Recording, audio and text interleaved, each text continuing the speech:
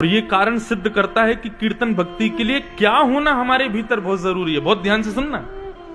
राधा रानी का एक मणि का पिंजरा है, उसमें एक छोटे से सुख पक्षी रहते हैं। राधा रानी जाती हैं और जाकर के उस सुख पक्षी से कहती हैं, बोलो गोविंद। तब वो तोता बोलता है गोविंद। अब बोलती हैं बोलो केशव। तब वो तोता बोलता है केशव। बोलो माधव, तो तोता बोलता है माधव। जो जो श्री किशोरी जी उससे बुलवाती हैं, सब वो पुनः दोहरा करके बोलता है। राधा रानी को बड़ी प्रसन्नता है कि जैसे हम श्री श्याम सुंदर को भजन करें, वैसे ही श्याम सुंदर को भजन मेरो सुख तोता भी करे। आनंद कंद ब्रजकंद कृष्ण गोविंद दामोदर माधवेति, ये सारे नाम बुलवाती हैं श्री राधा रानी उस सुख पक्षी से।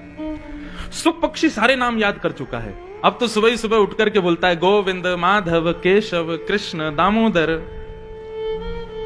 राधा रानी को बड़ा सुख मिलता है कि ये नित्य पिंजरे में बैठा बैठा कितना सुंदर गान करता है। लेकिन एक दिन अचंबा हुआ। क्यों? बोले जैसे ही श्री किशोरी जी के अंतःपुर में श्याम सुंदर का आगमन हुआ, ललिता विशाखा आदि समस्त सखियां दंडवत प्रणाम कर रही हैं। सब ठाकुर जी को देख करके हाथ से नमन कर रहे हैं। श्री किशोरी जी भी एक बार को सिर झुका करके हाथ जोड़ करके नाथ को नमन कर रही हैं। परंतु वो तोता, वो ठाकुर जी को प्रणाम नहीं करता। राधा रानी बहुत देर तक उसकी ओर विचार करती रही, उसको बोलती रही, बोले प्रणाम करो प्रणाम करो। और उस तोते का ऐसा स्वभाव था कि नए व्यक्ति को देख करके वो चिल्लाता रहता था, ये कौन है, ये कौन है, ये कौन है। किशोरी जी को बड़ा कष्ट हुआ।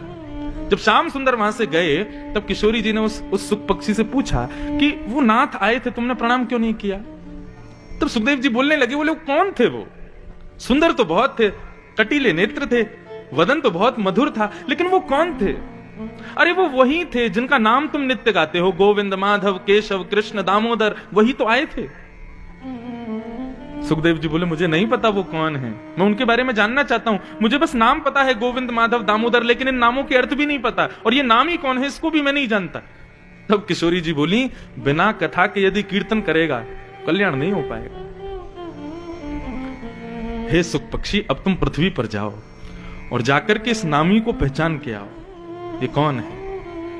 और ये तुमने जो अपराध किया है ना, उनको प्रणाम ना करने का, इस अपराध से तुमको मुक्ति तभी मिलेगी जब तुम इसी नामी को जान करके उस नामी का प्रचार करके आओगे। तब वह सुखदेव जी पृथ्वी पर आए, आकर के बिटिका के गर्भ में विराजमान हुए। शंकर जी से अमर कथा सुनी ही थी, और फिर वही सुखदेव जी 12 वर्ष बाद अपनी मातृ गर्भ से जन्म लेते हैं। जब सुंदर श्याम का वर्णन श्लोकों के माध्यम से सुना, तब निर्गुण निराकार ब्रह्म को छोड़ करके श्री सुखदेव जी अपने पिता की शरण में आए और कहा कि ये सगुण साकार कौन है, मुझे इसके बारे में बताओ। तब संपूर्ण भागवत का ज्ञान वेद व्यास जी ने सुखदेव जी को दिया, और सुखदेव जी ने परीक्षित के माध्यम से पूरे विश्व को दिया।